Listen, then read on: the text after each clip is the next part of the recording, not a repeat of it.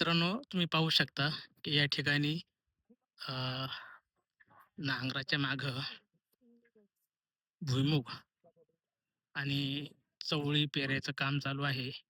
हा थोडा वेगळ्या प्रकारचा भुईमूग असल्यामुळं तो नांगरामागच पेरावा लागतो, कारण तो पायाभरणी पेरता येत नाही.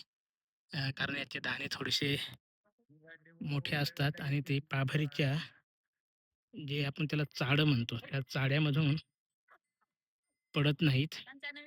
त्याच्यामुळं हा एक शेंगदाणा हा असा शेतामध्ये पेरावा लागतो. तुम्ही पाहू शकता, की त्याच्यासाठी हे पहा नांगराच्या मागं हे असं शेंगदाणे पेरावे लागतात. इथं तुम्ही पाहू शकता, की बैलांनी थोडंसं नाराज व्हायला लागलेत. चालून, चालून थकलेत वाटतं. त्याच्यामुळं हे पहा. अथर्व दाखव तुझ्या हातात काय आहे?